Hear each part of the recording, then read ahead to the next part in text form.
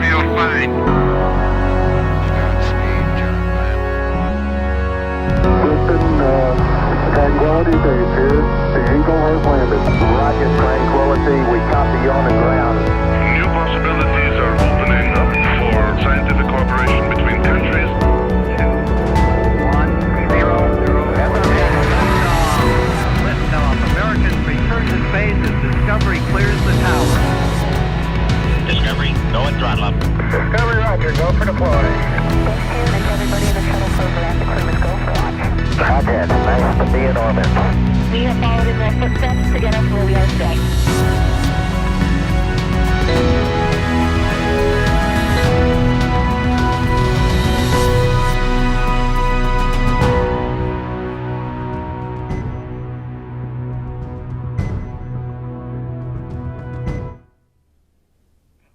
Good afternoon and welcome to NASA's Kennedy Space Center in Florida. I'm Joshua Finch of NASA's Communication.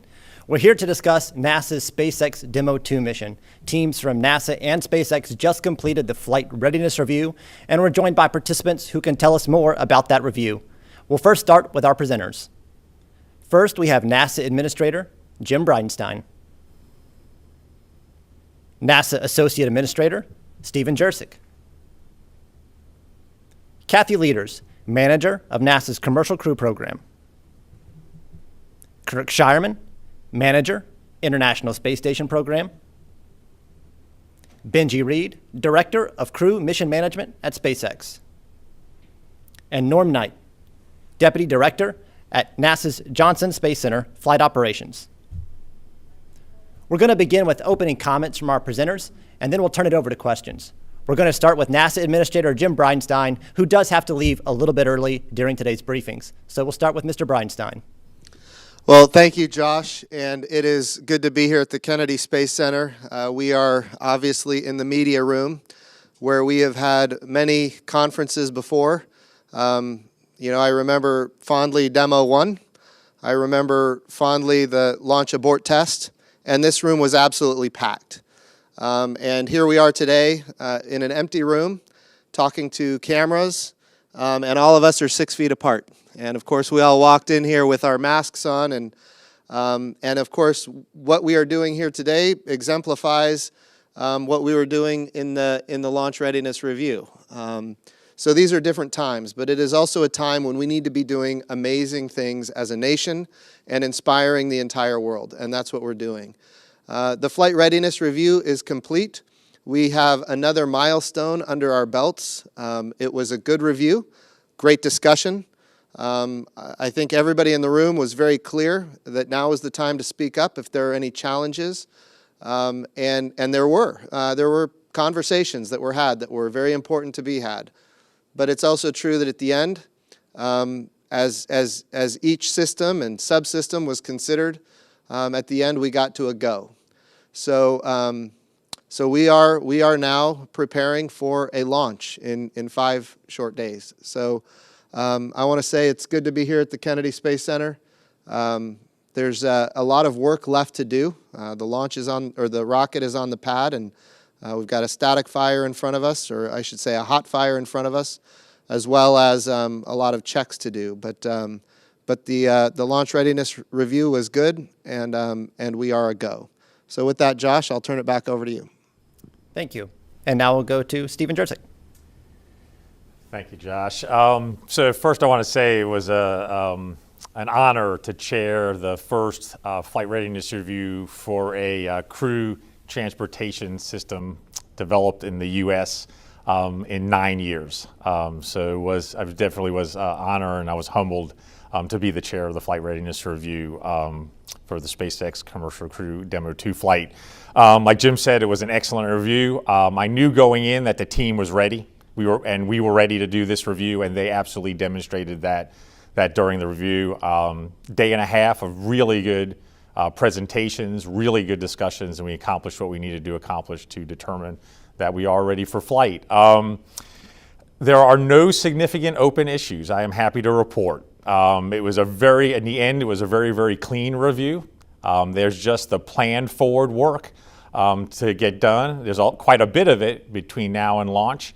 But we are ready to launch on Wednesday, May 27th at 4:33 p.m. And it's a credit to the team, the SpaceX NASA team, for their hard work and dedication to get to this point. One thing I mentioned in the flight readiness review was this team represents the values of NASA.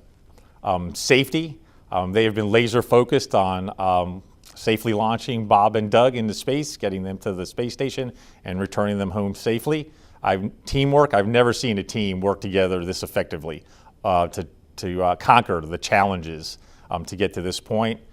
Integrity in everything they've done. I've just been so impressed with the openness and frankness of all our discussions, which is really critical to get to the point we're ready to launch. And then excellence. If you were in the flight readiness review and heard the briefings from the engineering team, just incredible engineers, and they demonstrated the excellence that we expect from both SpaceX as well as NASA. And I could not be more proud of the team. So thank you very much, Josh. And we'll now go to Kathy Lueders. Kathy? Wow. Oh, a really big day for the joint NASA SpaceX commercial crew team. I am so grateful for the NASA and SpaceX team who have dug deep and worked so hard to get us to this point. We have a tremendous team, and I'm very, very proud of them. I'm proud of the opportunity we had to be able to present to the agency our readiness and then have them agree. So very, very proud of the team, very proud of the team and the culmination of their work. I'm in awe that I get to lead this team. It's really an honor. But we're not done. You know, we talked a few weeks ago about we got to do this right. And we got to launch Bob and Doug. We got to make sure they're taken care of on orbit. And we got to make sure they get home. And we are committed to do that. And we're going to stay vigilant over the next few days. We still have a static fire. Jim, you did get that right. It is a static fire. And tomorrow we have also another really important event. It's a dry dress. It's kind of our last run through with the crew to make sure that we're really ready to get ready for launch. And then we have our final launch readiness review on Monday. So I'm really proud of this team. We're going to take it one step at a time, and we're going to still fly when we're ready. But thank you to my whole team, to the NASA team, to the SpaceX team, to the ISS team that has helped us get this far. And we'll now go to Kirk Shireman. Good afternoon. It's a great pleasure to be here. I'm very excited to have been able to participate in this review. So much like we have the preparations Kathy was describing here on the planet, I can tell you there's great things and preparations going on orbit. So last Wednesday, JAXA launched the HTV, and so as we're conducting our review here, the HTV is rapidly catching up to the International Space Station and will be arriving to the ISS on Monday. So just a few days before Demo 2 launches, it'll arrive to ISS. It'll be grappled by Chris Casti, and by the time Demo 2 arrives, it'll be part of the space station. I had a chance to talk to the on-orbit crew, so Chris, Yvonne, and Anatoly Wednesday, just shortly, just a few minutes really before I left to come down here to the Kennedy Space Center. I can tell you those guys are very focused, very excited, and are preparing for having Bob and Doug arrive on orbit. So great preparations going on orbit. And finally, coming home, we'll bring home Bob and Doug safely, but we're also counting on bringing home some experimental results on the Dragon too. So a great test flight, but also the ability to make use of that vehicle to bring home some experiments that have been on orbit for a while. So looking forward to that opportunity. So this year we're celebrating 20 years of having humans living and working in space, and we're very, very much excited to have the first humans launched to the International Space Station since July 8, 2011. So July 8, 2011, last time humans left the planet here in Kennedy and the Kennedy Space Center and went to the International Space Station. very much looking forward to next week. Having Bob and Doug on orbit, continuing human presence in National Space Station, learning and exploring.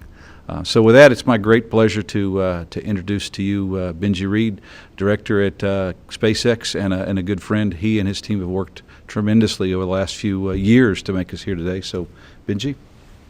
Thank you very much, Kirk. You know, it is, use the word they're friends, and I think it's important. You know, we're not just colleagues here or even just partners. Over the years, we've built friendships. But in those friendships, we hold each other accountable.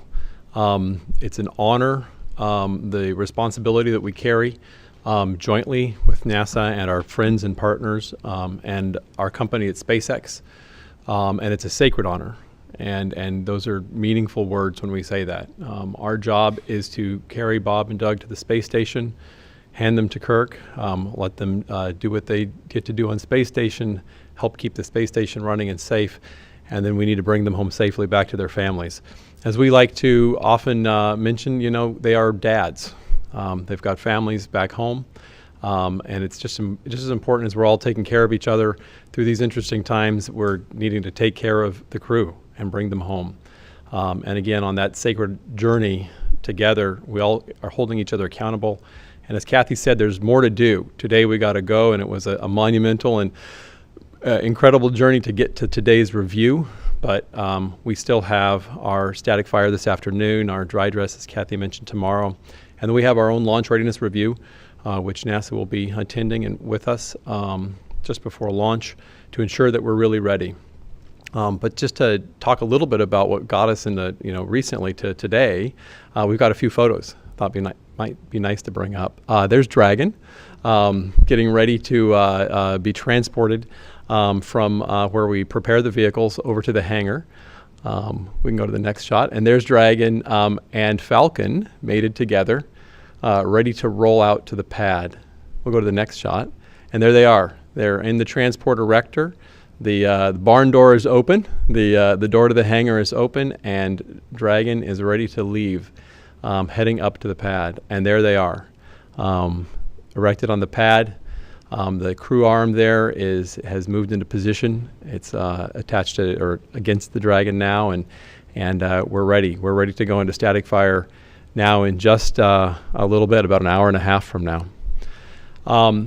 We talk a lot about the whole mission. Today we got to go to launch, but really it's a go to the mission. There'll be lots more data, lots more reviews in the next few days. There'll be constant vigilance and watching of the data and observations as we go through the mission. There'll be other reviews and conversations to make sure we're go for each aspect, including go to come home. But really, we always need to think about this as an entire mission, and again, bringing Bob and Doug home safely. And to that end, I think we've got a new video that we've pulled together to show our parachutes and a new compilation of all the parachute work that we've done.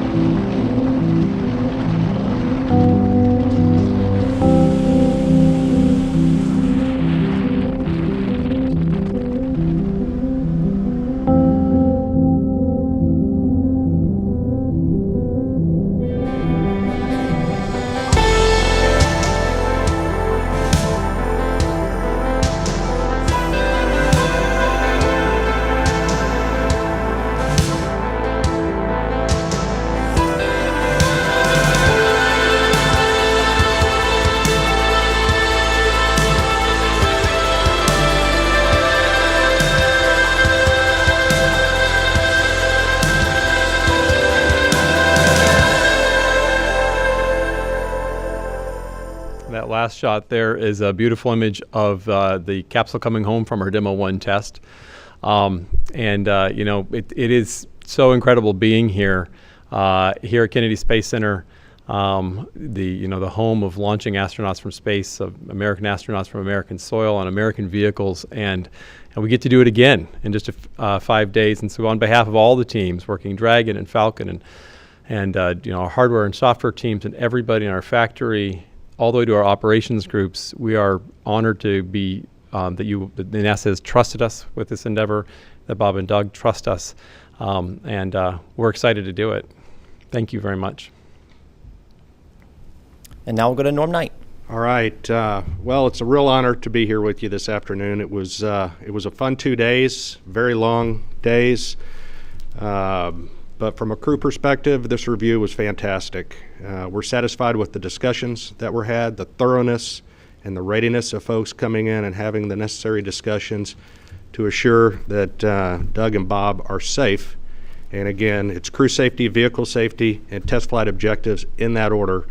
As far as the discussion goes with respect to risk and how that risk is managed. So we're very satisfied with that, and we're thankful for the teams, not only at SpaceX, but across the agency with engineers and safety engineers and integration folks that have really pulled together to make this a success. So again, it was a really good day. But it didn't just start with this review. It was really a journey that, again, friendship and partnership with SpaceX that started many years ago, and the astronaut office has been actively involved with SpaceX. It was a joint test team that was formed to embed the astronauts and our team members in with SpaceX to work together, to work in the development, to work into the human factors, and to make sure that the training was done and conducted in a joint manner so that we can again, meet those objectives of crew safety and vehicle safety. That was done very well. That was a great journey. A lot of folks were involved with that, and it was very successful.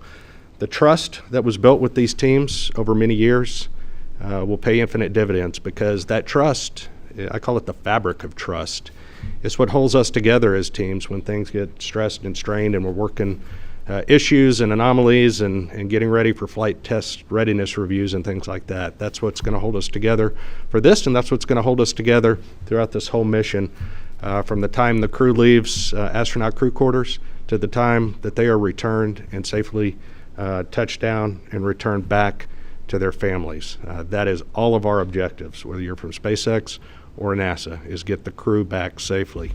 Today was also another great milestone, really, in the continued journey and road that NASA is paving for human exploration. And it's great. It dovetails right in with Artemis, and it's part of this overall objective of NASA paving a road that our commercial partners are going to travel upon as we go forward. So very exciting. Give you a quick preview of the crew schedule as we go forward. Tomorrow's a big day, as Kathy said. It's the dry dress. The crew will get up in the morning around 8 a.m. and start doing dry dress preparations.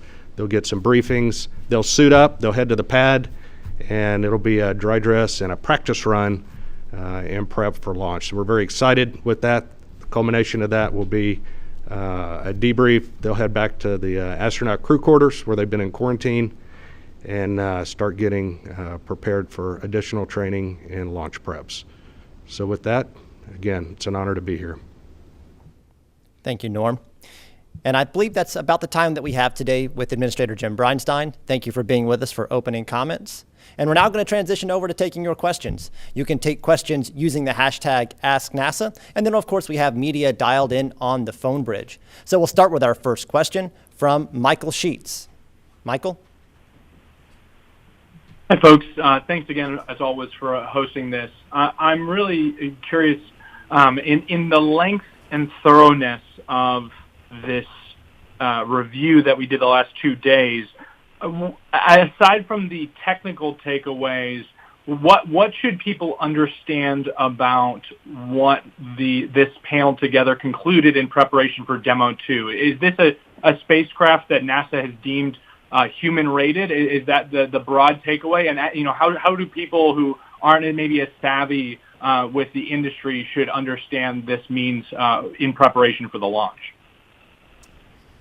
Okay, so first and foremost, this was a readiness review for the Demo 2 launch. So we went over, like Mr. Bridenstine discussed, all the systems on the spacecraft, on the launch vehicle, on the ground, and ensured that all the issues had been closed satisfactorily, and they were. In fact, all those issues were closed out prior to the review.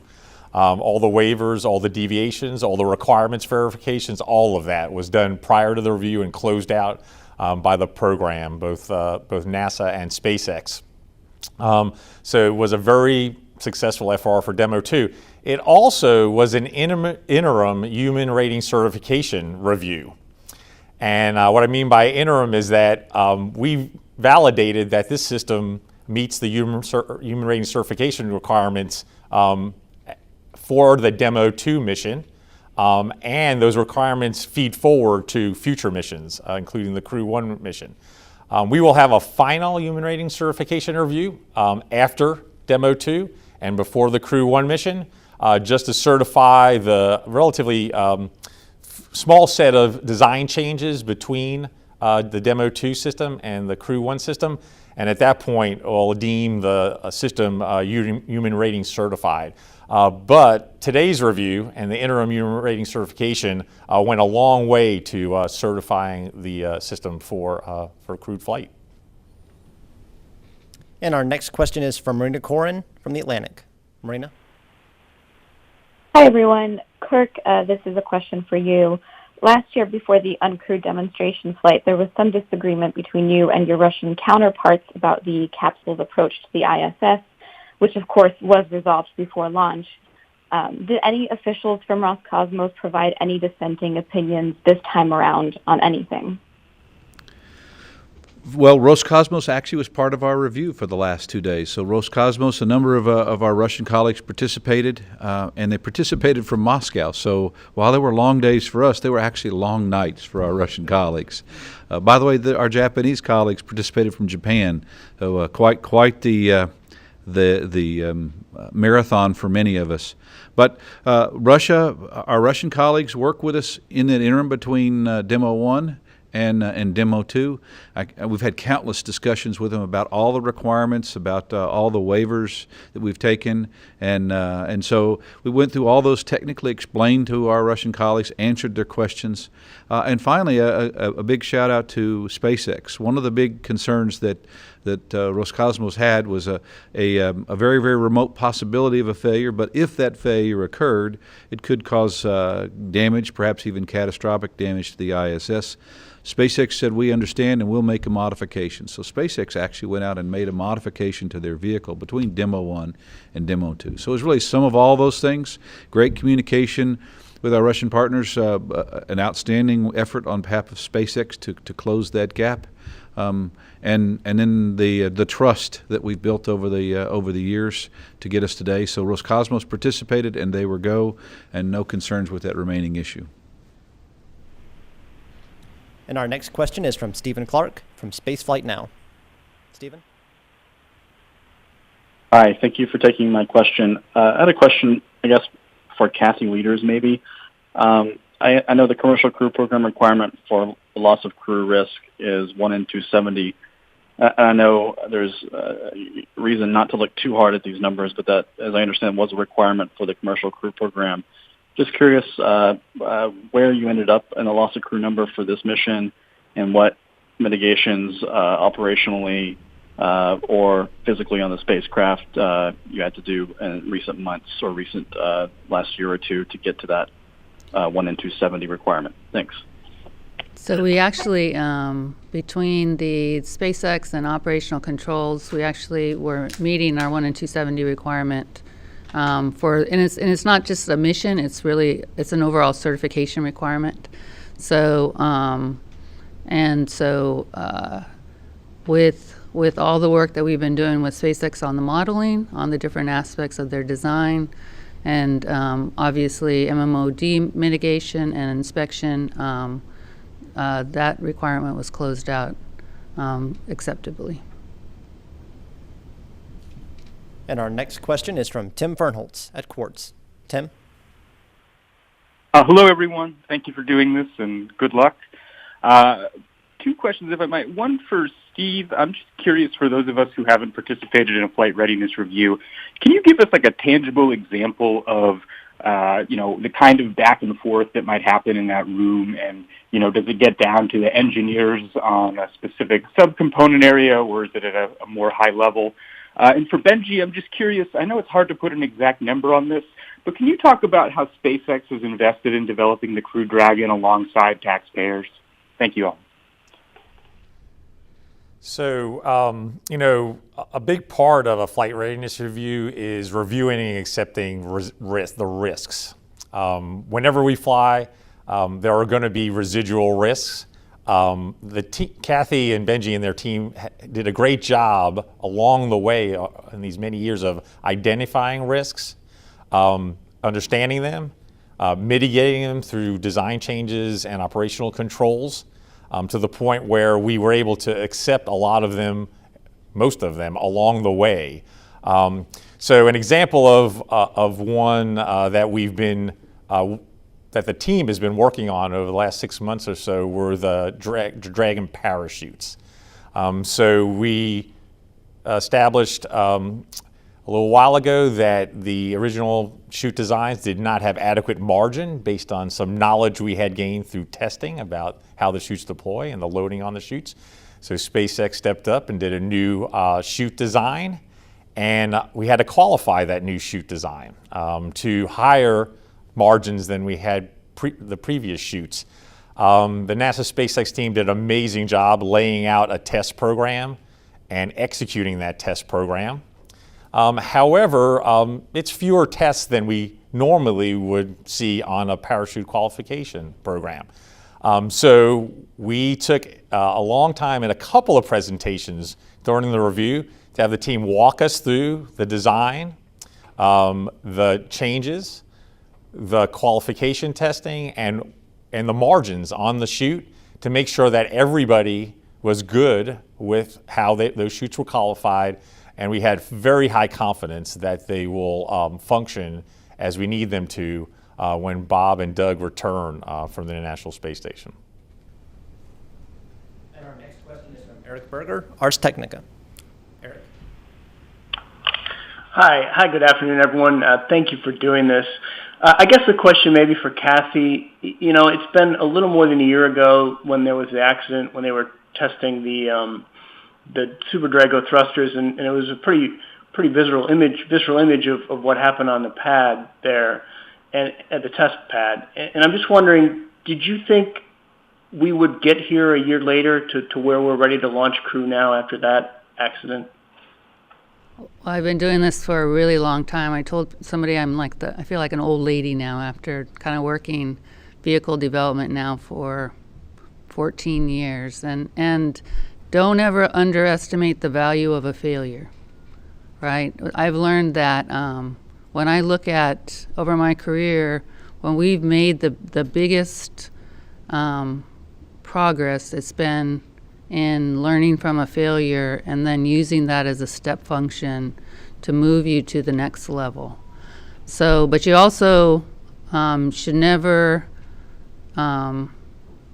underestimate how much work it is for you to overcome it, right? So we always had a plan. We had a plan that we were trying to fly, you know, potentially by the end of December, but we weren't going to fly until we're ready, until we worked through all the testing and everything we needed. So I look back on last April, and the static fire was really for us to get ready for our in-flight abort test that was supposed to happen in June. And I think that was a real blessing for us. We learned a ton about our system and have made a spacecraft and expanded the knowledge of materials in NTO systems to an extent that give us a real sustained understanding of our systems and further robustness of the new design that we have. So last April, I probably wasn't thinking I was going to be flying in a year, but you know what? You can never sell this NASA and SpaceX team short, and they've always accomplished miracles for me, and I'm very, very proud of them right now. Thank you, Kathy. And I think I skipped over one question for Benji about how SpaceX has contributed. Benji, do you want to answer that question from Tim Fernholz? Great, sure, absolutely. So I can't, give you the exact dollar amount. There's, proprietary and competitive reasons why we can't. But I can tell you absolutely that SpaceX has invested heavily into this partnership and into the development of Dragon and Falcon. If you go all the way back to the days when we were developing our Falcon 1 vehicle, that's the fundamental systems and processes, and even a lot of the development of the engineers and team that created Falcon 1 are still working on the program today. And then you fast forward and you look at the development of Falcon 9 and Dragon, again in partnership with NASA under the COTS program and the cargo programs, and then continuing through now to the Crew Dragon. The partnership is definitely a two-way street, and we've put a lot of time and energy and finance into that effort to ensure that we're ready to fly, as we will be in 5 days. A lot of what you should look at is you see the workforce that we've developed, you see the technologies that we've developed to ensure that we're ready to fly. Another element I think it's important to pay attention to is kind of the I won't say pioneering, because we weren't the first to do firm fixed price contracting, but I think we've been champions, is a good word, of firm fixed price contracting from the beginning. Fundamentally, this is about saying to the taxpayer, hey, there's something you want us to do. Here's how much we're going to charge for it, and we're going to go do it for that amount of money. And that's in some ways, I think it used to be a pretty revolutionary concept, and I think we've shown that is a very effective tool for getting the best value to the government, to NASA, and to the American taxpayer. And as is recently reported, estimated that this program overall will have saved NASA, maybe $30 to $40 billion at least. And that's a significant thing to think about and see how we continue. Again, those firm fixed price contracts and the kind of partnership and truly open partnership where we work together allows that kind of savings to happen, and that kind of ability for NASA to invest in more things and do other programs. Our next question is from Lauren Grush at The Verge. Lauren? Hi, thanks for doing this. I was wondering if you could go through all the possible abort scenarios for this flight. At which points are the aborts available, and how does that put constraints on when you can launch, notably whether, how big of an area do you need to consider on launch day? Thanks.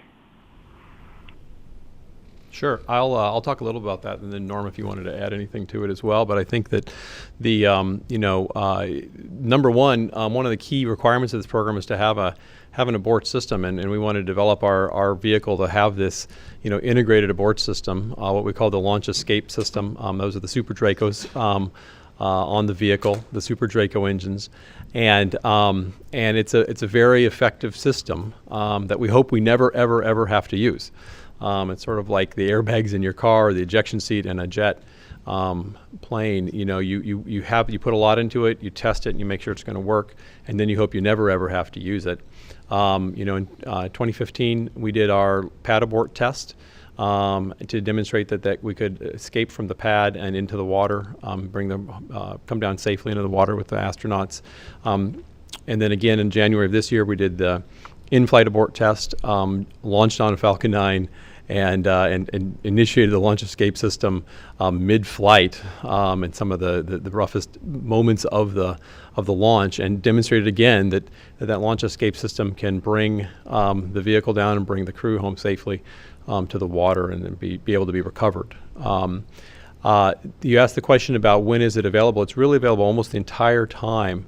One of the goals of this system is to not have any blackout periods where you really can't, where that system doesn't function. And that's a big step in the history, the evolution of using these systems. And a good example of that, a little while back, on one of the Soyuz launches, they needed to use the launch escape system, and it worked great. And that was, but the part of flight where they needed to use it was actually something that they had been expanding into. So over time, they had continued to improve that system in the same way that we've been charged to do the same thing on our system to ensure that you can cover all of the path of flight. You asked about weather and what we might look for, and that's a really important point. And I didn't mention it earlier, but I think it's important to talk about weather. on coming up here for launch day. It looks really nice outside today, but we're always monitoring a lot of things, and it does have very much to do with the launch support system on Dragon 2. So when we're normally flying a Falcon mission, say with a satellite fairing mission, we're monitoring a lot of different things. We're looking at ground winds, we're looking at lightning, we're looking at upper atmosphere winds along the ascent trajectory. But it's focused particularly on the Falcon, and we'll be looking at all of those and the same kind of thresholds to call off the launch. For Falcon, we'll do that the same for the crew missions. But now we need to add into that all of the weather along the entire ascent track where we might need to escape the crew, abort the crew off of Falcon. And it's really there's 50 points.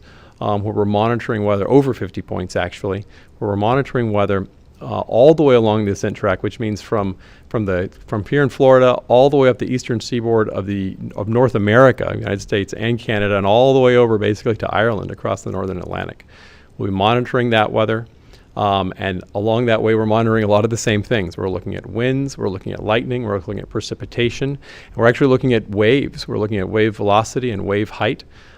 Because we need to make sure that if the crew had to come down in a launch escape scenario, that they would come down in a sea state that would keep them safe, and that the rescue forces would be able to come and get them. Again, we hope we never have to use that, but we're monitoring all of those parameters as we go along, and we don't launch until we know that we're ready.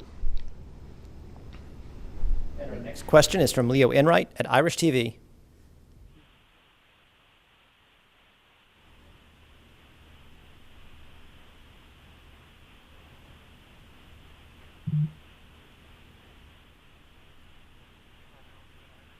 All right, and it looks like we lost that connection, so we'll go to Irene Klotz at Aviation Week. Irene? Thanks, Josh. My question's for Benji Reed. Given what you've learned working with NASA on commercial crew for all these years, how much faster do you think SpaceX can get to crew flight with Starship? So that's a great question. Although I have to say that our focus today, of course, is on Demo 2. And my focus particularly has been on the commercial crew program. Super excited as we develop Starship and develop that in partnership with NASA in the contracts that we're already working, the programs are already working with them. Again, it's a process. And I would say, though, that just looking at the development of the NASA SpaceX partnership from the cargo days, now through the crew days, having worked together and understood each other and influenced each other, we've learned a lot from NASA, and we've taken a lot from them, and I think we've given back, and I think NASA has grown and changed in ways that are valuable and productive for them as well. And I think that every time you do this together, it's going to get better. We'll get more efficient and do better. And I was just chatting with the director of Marshall's Center, and talking about some of the new programs we'll be working on with them there too for Starship. And we're excited. We're excited to continue that partnership and make it work better and more efficient, and always safer and more reliable. And our next question is from Mike Wall, space.com. Mike? Thank you all. This is a question about kind of what the next steps are going forward, between now and actually launch day. I'm just mostly curious about what do you need to kind of tick off on during the review this coming Monday that you guys didn't talk about during the flight readiness review. So that's probably for if I guess Benji, what's Monday's review going to look like, and how it's going to be different from what's already been discussed?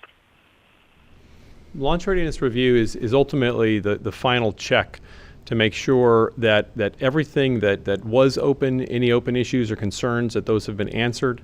Anything new that we may have discovered, again, has been closed and answered. But particularly, it's really an assessment of the data, right? We'll have done our static fire that we're doing here shortly this afternoon. We'll have done our our dry dress rehearsal with the crew. And that's a ton of data. Really, really important that all of our engineers, and they're all on deck and ready to go right now. And for the next few days through the weekend, they will be analyzing and looking at all the data and all the observations that are made.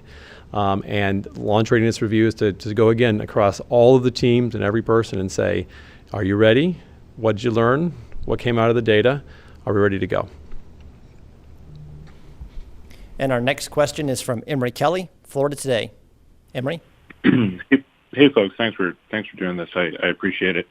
Administrator Bridenstine mentioned, over the course of the past 2 days, folks could speak up if they had any questions, and I know you mentioned the discussion between the Russians and the issue resolved between Demo 1 and Demo 2, and I know you discussed parachutes.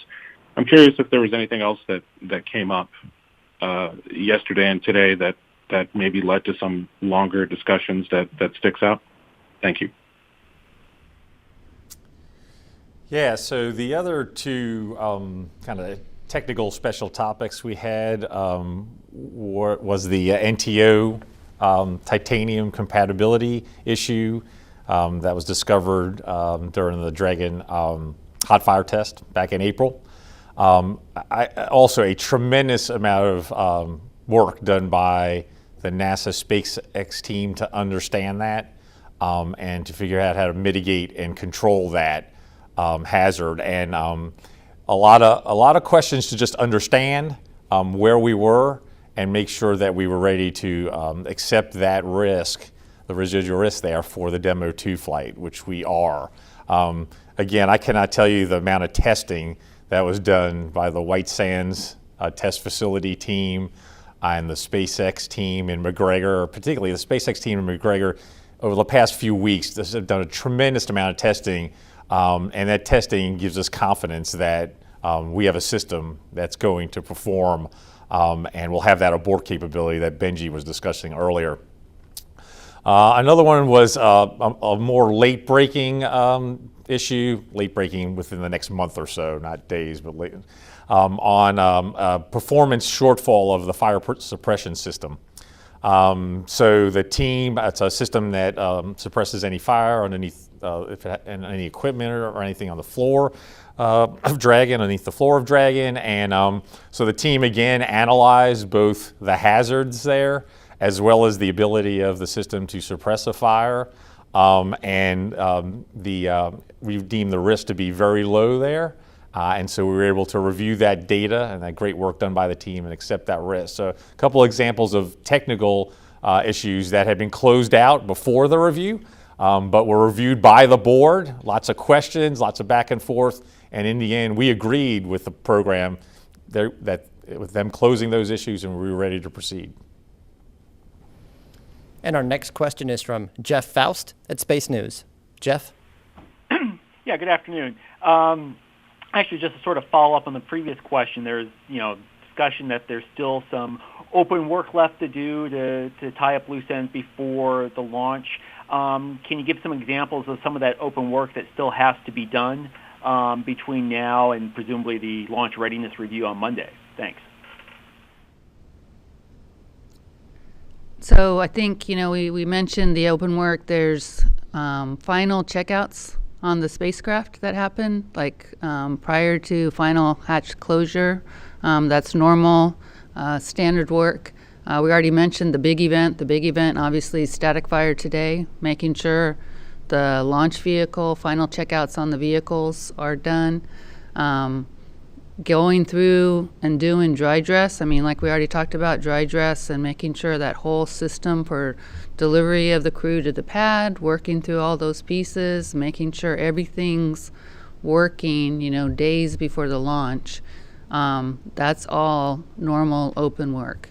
And then doing the job of going through all the data out of the tests. We'll be working Saturday, Sunday, Monday, Tuesday up to launch day to make sure that we're still checking everything out. I talked a couple weeks ago about continuing to dot the I's and cross the T's, and that's the kind of open work we're talking about right now. And our next question is from Dave Mosier at Business Insider. Dave?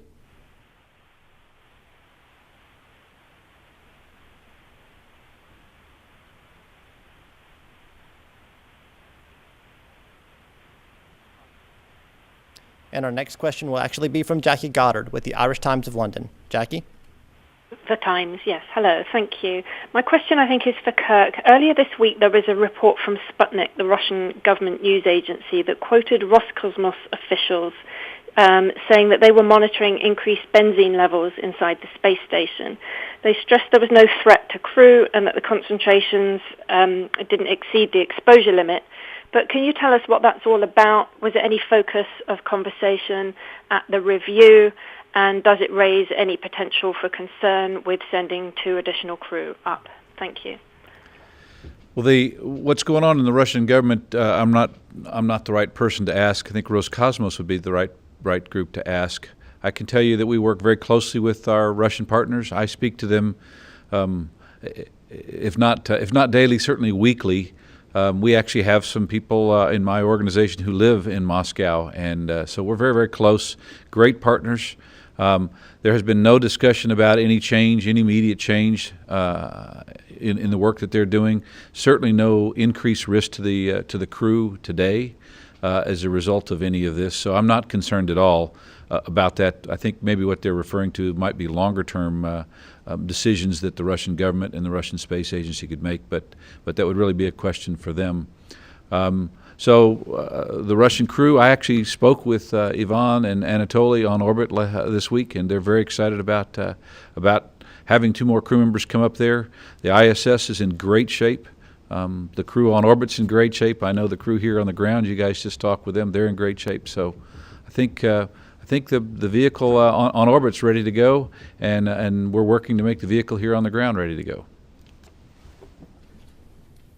Great. And our next question is from Antonia Amarillo with Florida Today. Yes, hi. Thanks for taking my question. I was wondering, why does it take Crew Dragon 19 hours to reach the International Space Station when it only takes Soyuz 6 hours? And can Crew Dragon, get there to the space station quicker? And if so, why hasn't SpaceX and NASA decided to do that? Thanks. You bet. Absolutely. I mean, it's about orbital mechanics. It's about when you launch, right? There's phasing that you have to do to get to the space station, and so you look at the different launch opportunities, again based on weather and a whole number of other factors, and you determine when's the best time to launch, and so you set up a number of launch opportunities, days and times, and some of those launch opportunities require more phasing time, and some of them require less. And so on the 27th, it's about a 19-hour phasing, but then on other days it would be less, other days it could be more. So it really just depends on the launch. It's the orbit of space station and the time of day and time of year that determines that length of time. I will just add one more thing. This is a test flight. We talk about this launch, but this is a test flight, right? And so we could have picked different launch days that had different phasing opportunities, right? But there's also checkouts that we're doing along the way. So we kind of picked a day that would also, a phasing opportunity that would give us the time to be able to do those checkouts along the way, because this is a critical test flight. Bob and Doug are going to get to test fly the vehicle and check it out and make sure that first time people are going to be in a SpaceX vehicle and get to kind of take it out for a test run there and make sure that before it's certified that the design is working. So this is a really, really important flight for us. We got 2 great test pilots in there, and they're going to be checking out the vehicle. And if I could add one more thing, the Soyuz was designed in the 70s, started flying in the 80s, and the norm has been 34 orbits, or really 2 days for the Soyuz to get to International Space Station. It's only been in the last three and a half years that they started going to, instead of 2 days, to get to 6 hours. And so I'm counting on SpaceX to accelerate the time in the next 20 years. So Benji, I'll say Kathy makes a really good point. One of the cool things and we're going to work on that, Kirk. And I hope it's a lot sooner than 20 years. Is Bob and I are going to get a chance to try sleeping on Dragon, and that's a really good point. And another thing about the crew is that they have taken to heart as test pilots the importance of their work to ensure the readiness of the vehicle and the system and the program for future crews. To them, in their mind, was always, is this the right, safe, reliable system for anybody to fly in, but also to make sure that their colleagues in the crew office would be able to continue to do exactly what they want to do. So they're testing it out not just for themselves, but for all future flights. And that's exactly right. It's one of the reasons we want to make sure they got to sleep on board, they got to eat meals and do all that kind of cool stuff while they're on board Dragon, yet trying to get them to station as quickly and safely as possible. And our next question is from Jackie Waddles at CNN. Jackie? Hey, folks. Thanks so much for doing this. My question is for Steve. So with Doug Lavero leaving the HAO this week, Steve, I know you took over Doug's role in this review, and I was curious if you had to do any additional preparation to assume that role, and if that last-minute change created any challenges over the past couple of days.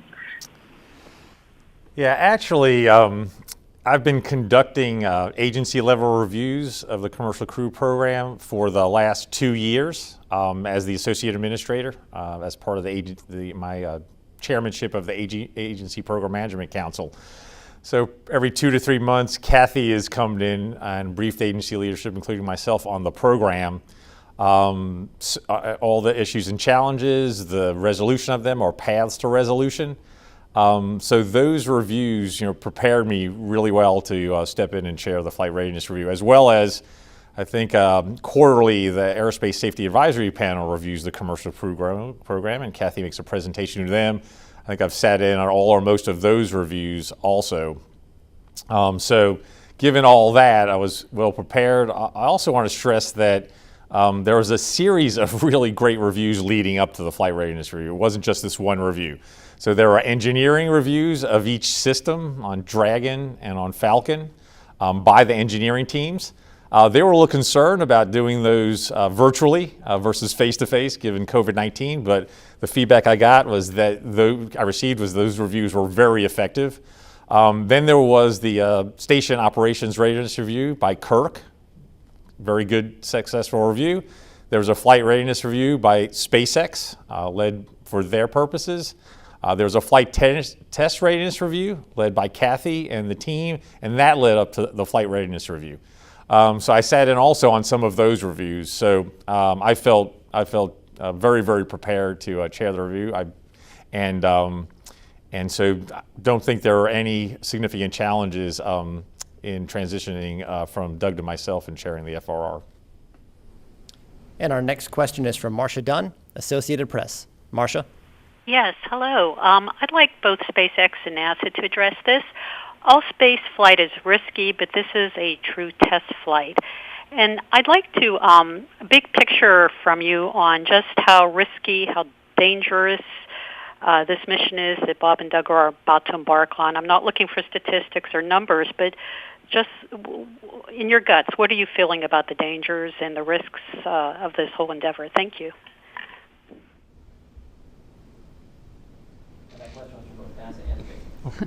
Well, there's lots of people that are NASA and SpaceX. Well, you know, Marcia, it's really hard as a program manager because my job is to buy down risk, right? And for the last, with Steve laid out, I mean, really for the last 5 years as program manager, that's what I feel like I've been doing.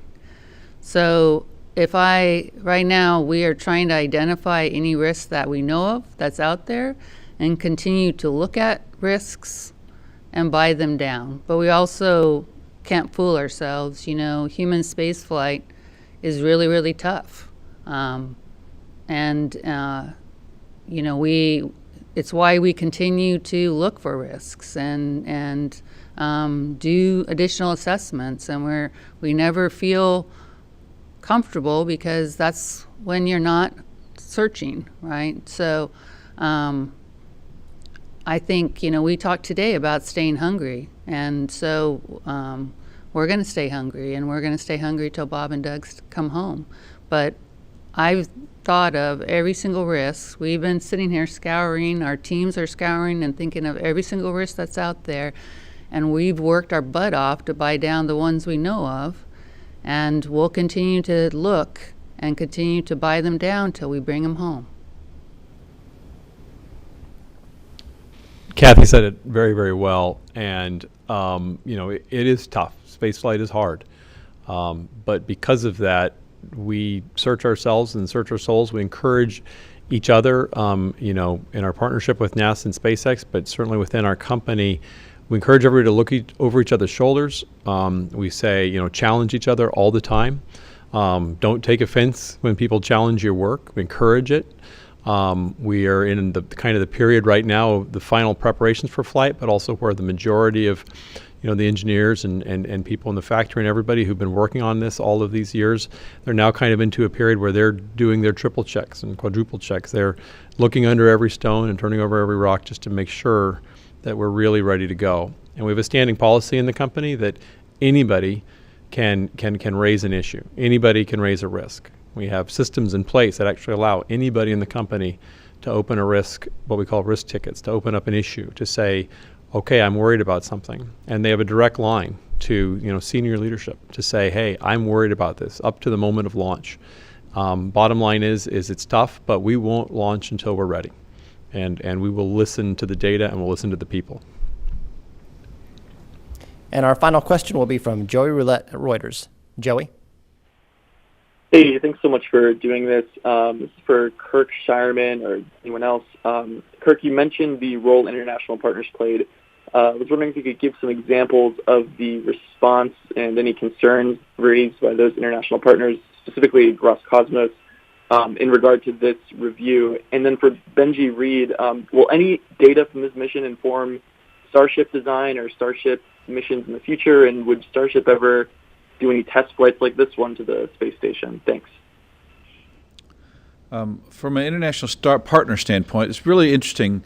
One is we're a partnership, and we expect all our partners, astronauts and cosmonauts, to fly on these vehicles, on the SpaceX vehicle. So they have a very vested interest. In this particular test flight, there are no international partners. But the very next flight, there will be. And so all the international partners were participating along the way because they know that their crew members will be flying on this vehicle, number one. Number two is it's docking to the International Space Station, and all those countries have made huge investments in that vehicle. We want to make sure that we're not risking the investment in that vehicle up there, or, by the way, their crew members who are living on board the International Space Station. So all along, very, very interested. The difficulties here, one, of course, I talked a little bit about time zones. That's always a difficulty. But we also had export control. So when we develop a vehicle here in the United States, all that technology is not allowed to be exported from the United States. So we have to live within those laws. And finally, there's proprietary data. So if the data was allowed to be exported, but it was SpaceX proprietary, then we would have to redact that data. So we conducted these discussions with our international partners along the way, answered their questions, assured them that their crew members would be safe, all the while meeting the U.S. laws on export control and honoring the proprietary data from SpaceX. So the fact that we did that, and all the partners were part of this review, were part of all this work, and we're ready to proceed is really really an amazing thing. So we're very, very happy about that aspect. Benji? Sure. And just kind of following up real quick first on what Kirk said, it's exciting for us to get to work with international partners as well. We've had that opportunity on the cargo program from the early days because, again, they jointly run the space station and are partners in that. So coming up and bringing cargo, we had to work with them. And getting to work with the partners and work with all kinds of people around the world is exactly what we want to do. We want to send all kinds of people to space.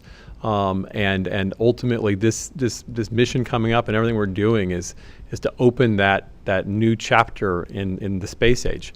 And ultimately make life multiplanetary. That's what we want to do, and it's exciting to do it and see after this mission, what more missions we'll be doing with the space station and with others. In terms of the data, will this inform data on Starship or other programs? Absolutely. Data is data, and we love it. We love data. We want to learn. We want to learn from everything we do and apply it wherever we can to be safer, to be more reliable, to be more efficient, and again, ultimately be able to take lots and lots of people into space. Thank you. And now we'll go back for some final closing comments from Steve Jurczyk. Steve? Hey, thanks, Josh. So, yeah, I just want to reiterate that we had a very successful flight readiness review in that we did a thorough review of all the systems and all the risks, and it was unanimous on the board that we are go for launch. It is really exciting to be launching American astronauts on American rockets from American soil from Kennedy Space Center for the first time in 9 years. I know it's been a long, really challenging road, and I just cannot tell you how proud I am of the NASA SpaceX team for all their talent, hard work, dedication, and perseverance to get to this point of 5 days from launch. I could hardly, I am incredibly excited and can hardly believe it. So yeah, we want you to join us, most of you virtually, unfortunately, given the situation, on Wednesday, March 27th at 4:33 p.m. When we're going to send Bob to Doug to the International Space Station and dock 19 hours later, and they will become part of the next ISS expedition. So with that, we'll conclude the press conference.